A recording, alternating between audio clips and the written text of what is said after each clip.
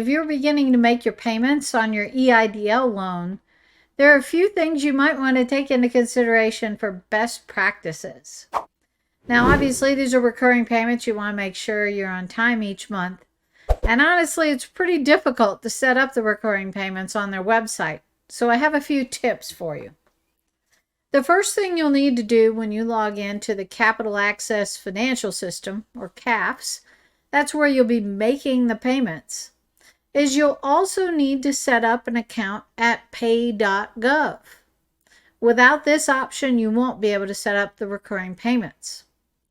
At pay.gov, you'll need to set up the ACH for the account where they should draft. And that needs to be an account 1201 payment. That's the type of loan that the EIDL falls under for government payment. In that ACH information, let's give you a few tips about what account you should use. I strongly recommend that you have a separate account set up specifically for the EIDL loan payment each month. Whether you transfer money individually or all in one lump sum into that account and then have that one account drafted, or you just put the money in there, you want to separate those funds. There's really never a good case where you want to give the SBA the ability to draft an account with an endless supply of money. Who knows if they ever go haywire or if they think you're in default, they may attempt to draft more than their payment should be. So I like to set up a separate account specifically for this. If you're using a product like Relay Financial, relayfi.com, you can set up multiple accounts just like this for many purposes, free of charge. So I strongly suggest you take a look there. But I have a separate account set up for the repayment. And then I make weekly drafts from my operating account, or weekly transfers, from my operating account into that, so that every month there is money there to fund that payment.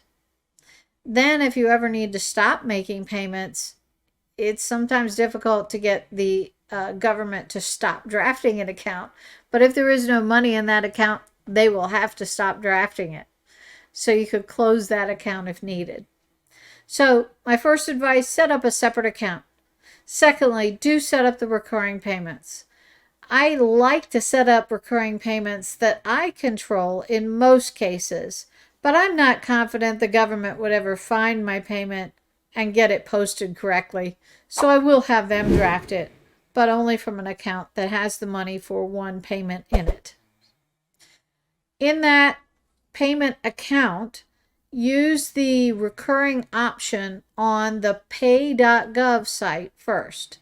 So set up the account that you want to draft on pay.gov, then switch back over to the Capital Access Financial System and make a payment like you normally would.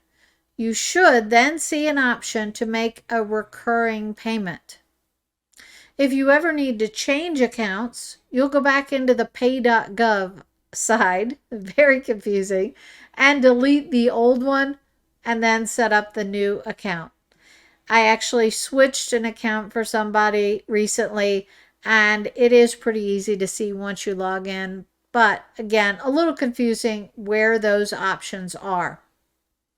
So a little summary: if you're going to set up recurring payments, go into pay.gov first, set up 1201 payments, and enter in your ACH information for the account you'd like to draft. Then go into the Capital Access Financial System, make a payment, and you'll be able to tell it is a recurring payment. So if you have any questions on that, or if you have any other suggestions that you've found helpful, we'd love to hear it. Please just shoot me an email or comment on this video.